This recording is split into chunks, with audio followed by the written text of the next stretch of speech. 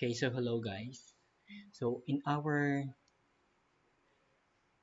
basic mathematics subjects, we were able to solve areas of specific figures or specific shapes.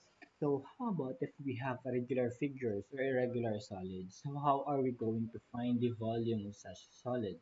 So this is the major or one of those applications of the next topic we will have, which is about integrals. So integrals addresses this type of problems, and this will be discussed and later on for this uh, subject we have. So everyone probably is familiar with the inverse actions. So example of the inverse actions are, for example, putting and removing. So that is an inverse action. So also we have an inverse action of adding one and subtracting. So that is an inverse action. So also one of the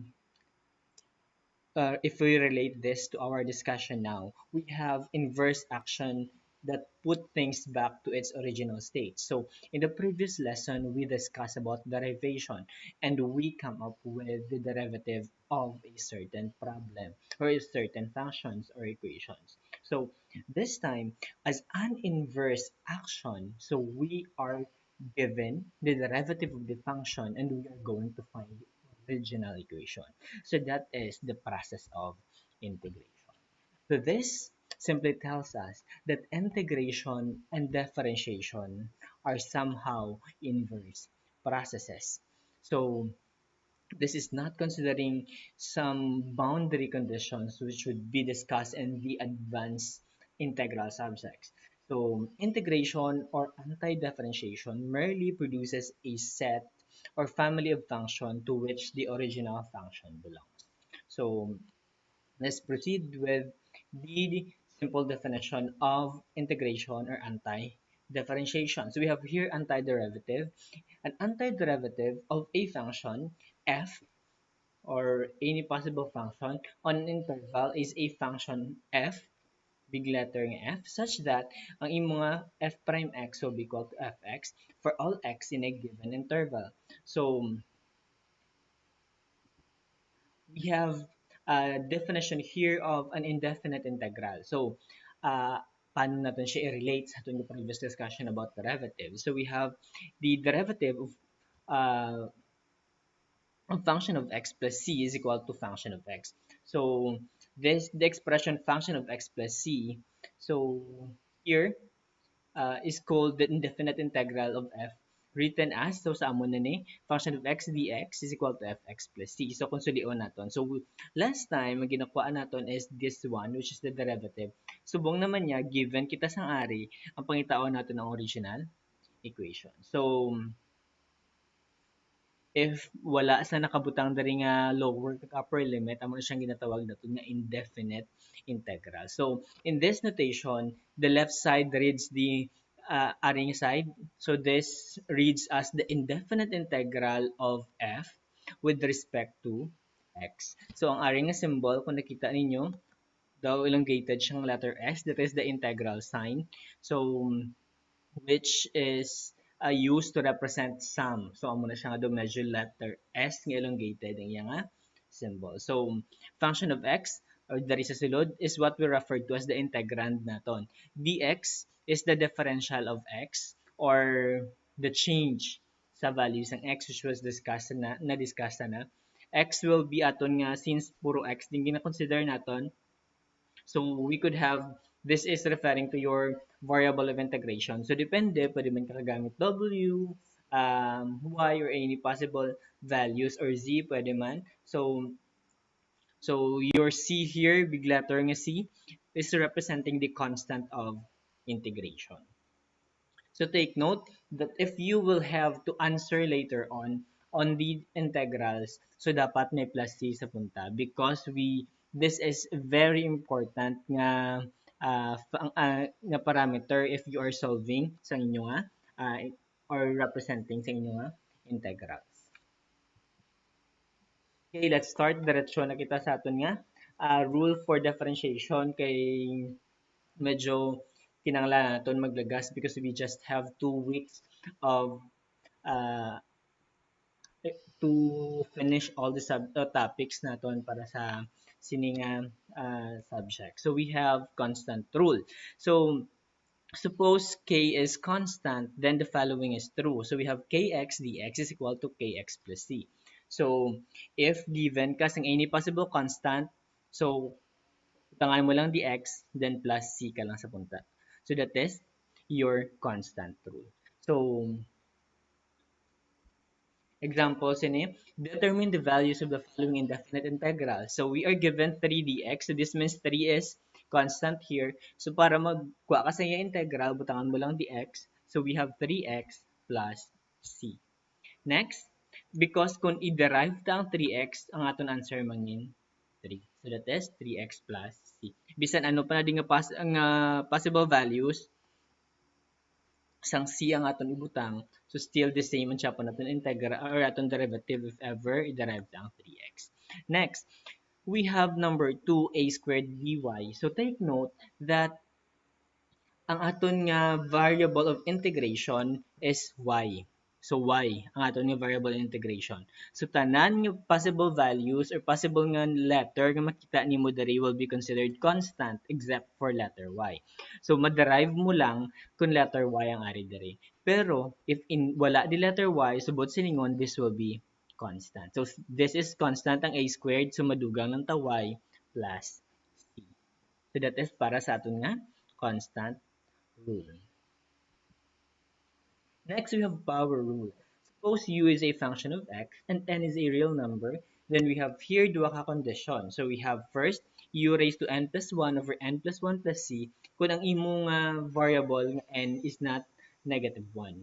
Pero kung negative 1 ang imong n, so ang imong gamiton is ln q plus c. So we're going to illustrate it later on with an example. So kung matandaan ninyo, mayroon man kita power rule of differentiation. This time, we have here power rule of integration. Okay, so let us show this through an example. So we are given x raised to negative 7 dx. So inspect natin kung negative 1 ang exponent or hindi. Since hindi, let us apply the power rule nga sa babaw kagina or ang pinakauna. So this one. So ma-plus 1, then divide mo lang by the exponent. So we have x, negative 7 plus 1, then kung ano din sa babaw, that is negative 7 plus 1, so i-denominator mo siya. So we have, so x raised to negative 6 plus, or over, so 6 man siya pon plus c, which is c is your constant. So yung mga answer will be, so convert lang natin into positive exponent. So we have negative, so since siya gid may negative na diwa, basi ma-confuse ka mo. So we have negative, nalipatan ko lang. We have negative, so negative 1 all over x to the 6 plus c. So take note, dapat may c. Next nga given is the integral of w raised to 2/3 dw. So take note, inspect kada parmi kung parios ang imo nga variable dari ka ang imo nga integration yung variable. So we have, since parios, we can apply the power rule. So since hindi siya negative 1 ang exponent, so plus 1 ka lang sa exponent. So that is w times 2 plus over 3 plus 1. Then kung ano din kabilugan ng exponent, copy lang sa dalom. So that is 2/3 plus 1, then plus c. Then ano na lang diretsyo, i-simplify. So this will be, ang sa dalom naton will be equal to, so this will be 3, then, so 2 plus 3. So, yung pangita ko lang yung common denominator. So, this is 3 over 5 sa dalom. So, take note lang sa dalom na naton denominator will be 3, or I mean, this will be equal to 5 all over 3, I mean. So, this is 5 all over. So, sa babaw, sa umunang sa babaw naton we have w 5 all over 3 halin sa aton original equation. So kung i-convert na siya, mahingin parehas niya aton nga answer. So masaka ang 3, that's why we will have 3 w 5 all over 3 all over 5. So that is on algebra ng aside. Next, we have 1 all over x dx. So given sa aton is 1 all over x. So pangitaon naton ni let's convert anay into the exponent nga ipasaka naton. So automatic this will be x raised to negative 1. So based on the concept natin naging discuss kagina, if negative 1 ang aton nga exponent, so we are going to use ln u plus c. So determine naton kung ano ding aton nga u. So since negative 1 ang exponent, both silingon ang aton nga u is ari x. So automatic ln u plus c, so ln x plus c na lang diretso. So that is for your power rule of integration. Next, you have constant multiplicity rule. If you have recalled sa previous naton discussion about integration, so there is also a constant multiplicity rule na ginagamit natin. So same also applies with the constant multiplicity rule of integration.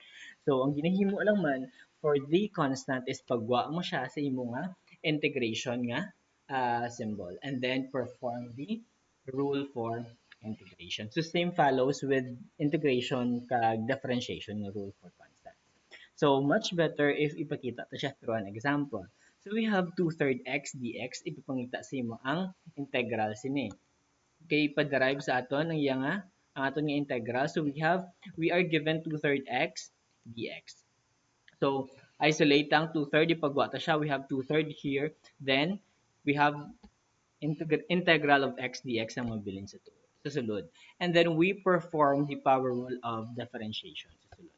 So we have, since 1, positive 1 ang iyang exponent, so automatic plus 1 ka lang sa exponent, so that is x, then 1 plus 1, that is 2, then all over 2 man. Ano na yung exponent, ang manay mo denominator, plus C1. Nga C1 na ni sir, since gin-consider ko nga C1, ibutang din naton since diri kita nag-derive sa sulod since wala kita nag-derive nga kabilugan nga equation. So C1, so kinahanglan ta pa i-multiply. So dapat ang himuon is x squared all over 3 plus 2c1 all over 3. So pwede dapat amo ni. But take note, this one is also constant. Since nag-multiply ka constant to constant, pwede mo sila ma-combine into one constant representation which is C. So, ang mabili na lang, so same in Japan, we have, so this will be cancelled, no? 2, 2. So, ang mabili is x squared all over 3 plus C. So, wherein ang C nag-represent sang possible among nga value, so, sa ato nga constant. Okay, another example, we have 7z raised to negative 5 dz. So, pagwa mo, i-isolate nato ng 7. So, we have 7 here. Then, perform tang operation. So, z raised to negative 5 dz is equal to, so, we have 7. Since hindi man negative 1 ang exponent, so, perform ta lang power rule of integration plus 1 kita. So, negative 5 plus 1, then ang aton nga denominator will be the same. Negative 5 plus 1. So, since sa sulod kita nag-integrate, we are going to use C1. Next, 7 plus, so, pwede natin siya i-distribute. So, sorry, this one is dari ang aton nga. So, hindi na dari. So, that is 7, z raised to negative 4 all over negative 4. So, pag simplify natin, this will be negative 7 all over 4. So, manaog ng z to negative 4, that is z raised to 4. Then, okay, since gin-distribute na natin ang 7 kag C1, so this is equal to 7C1. So, since constant man ni Japon, multiplied by constant, so constant man Japon, so pwede ito siya i-represent as C na lang diretso. So, we have negative 7 all over 4, Z to the 4th plus C natin. Another rule for integration is the sum and difference rule. Suppose, given kasang equation, we have ui, wherein ang I is represented by any real number. We have 1,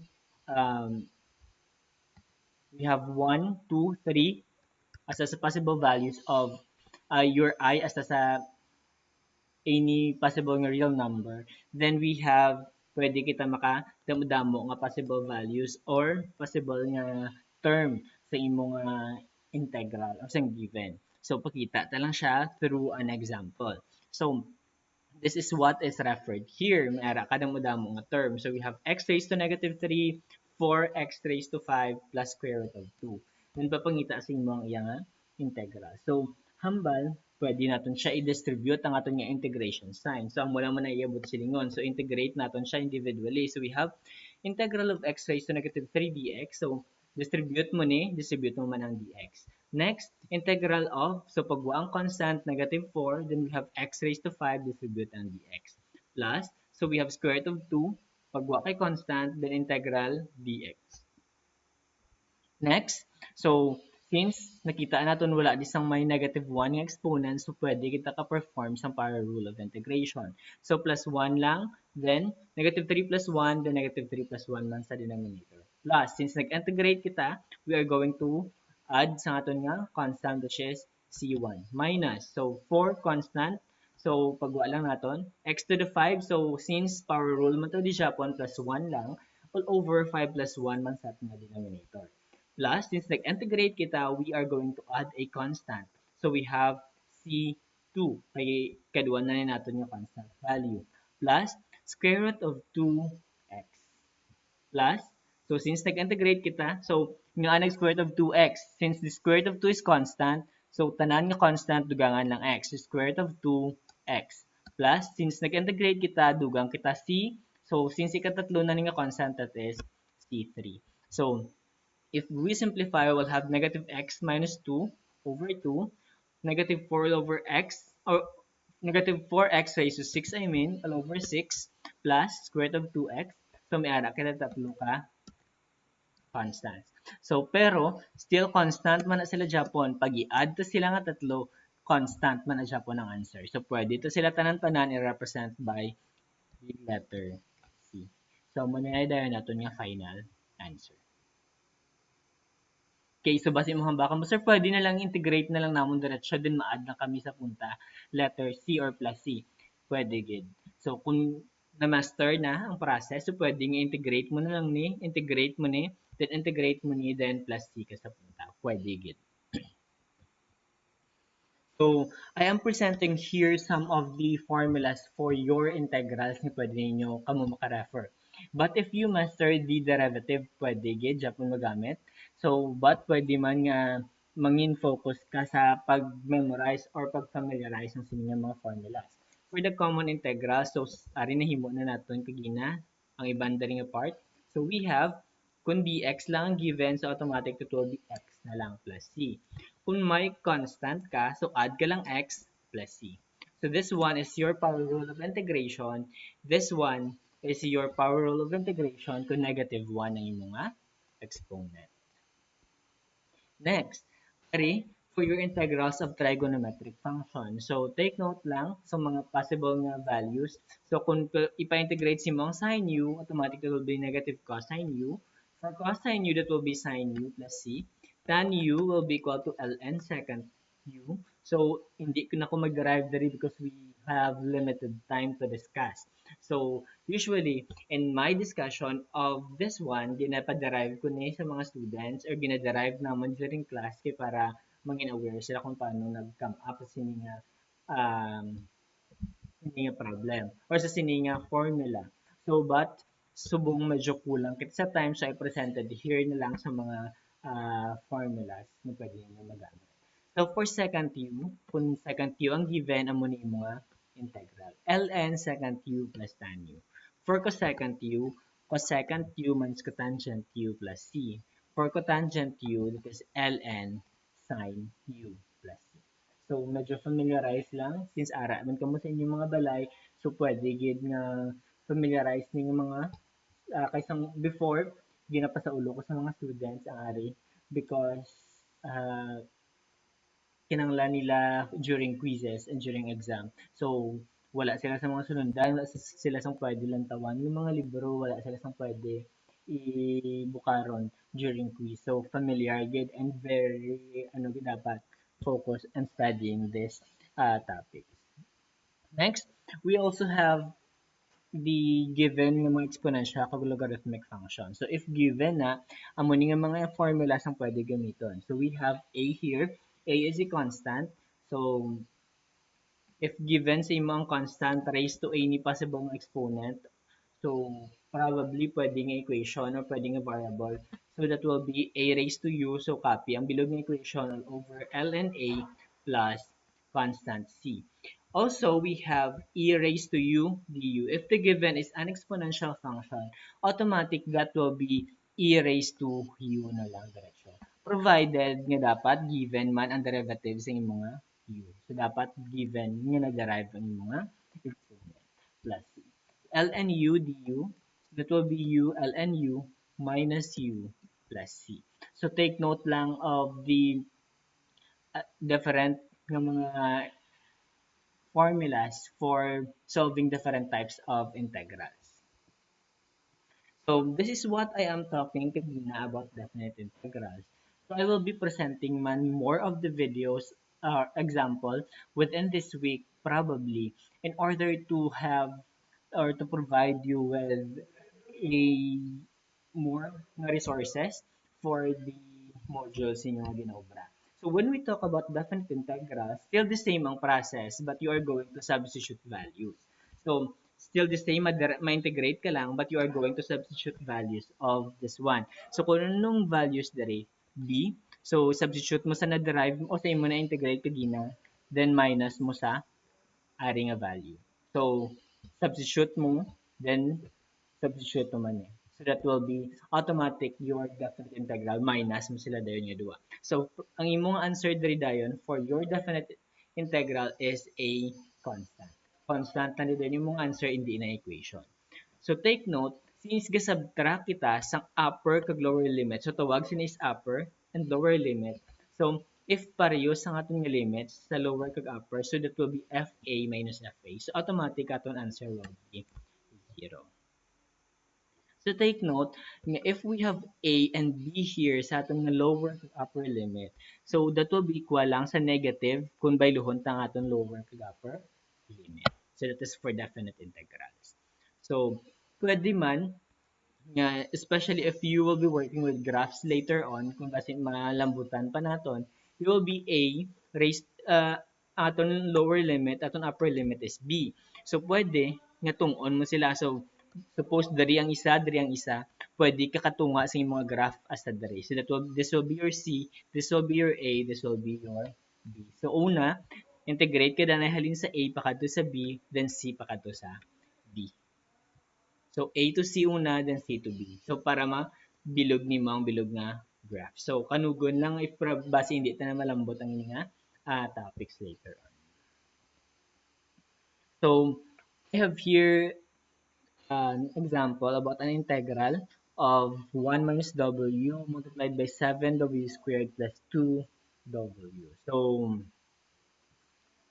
since kung tanawon ninyo, basta mahaba ko mo, sir, pwede ni product rule tadi, sir. Since wala kita sang amuna nga there is no product rule for integration, hindi ya pareho sa ating derivative or differentiation nga mayara kita sina. So, ang himuon nimo is to multiply the factors in the integrand instead. So, we have to multiply or distribute the equation. So, we'll have 7w squared plus, so, 2 minus 7w cubed minus 2w dw. So, pwede natin din i-combine. So, okay, so hindi ni pwede i-consider kay siya kagina na nagsala lang ko sa pag-copy paste. So, if you perform the operation, so kung mayari ka di isang pwede i-combine, you can combine sing mga possible nga mga variables dere before ka mag-integrate para mas simplify na dayon. So, pwede ni may combine ang mga variables dira. But if wala, you can perform diretso the integration process. So, since this one, so pwede lang i-isolate ang 7, then diretso ka na lang. We have w plus 1 ka lang sa exponent, 2 plus 1 that is 3, all over sa exponent which is 3. Plus, since constant lang automatic, butang lang ta sa aton nga variable which is w, minus 7. So 7 kay constant, capital lang 7. Then we have w, 3, plus ka lang 1, so that is 4 all over. So copy ang exponent, 4 man Japon. Minus, so pagwata lang 2, that is 2. So sa W, add lang ta 1. So that is 1 plus 1, which is 2. All over sa exponent mga 2, that is 2 man sample plus C. So medyo hapos lang. Pagwa ang constant, add sa exponent, then kung ano yung mo exponent, ang mo mo denominator. So medyo hapos lang. So copy lang 7w cubed plus 3 plus 2w minus 7w to the 4 all over 4 minus w squared. So plus c ha. So that is plus c.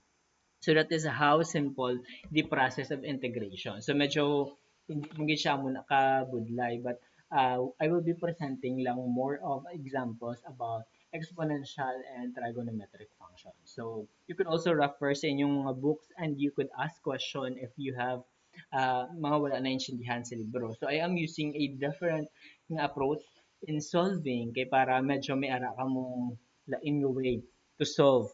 So hindi pareho sa gakakita sa internet. So that this is for this discussion. So watch out for another video for a more nga example para sa sinina topic. So this is it for now.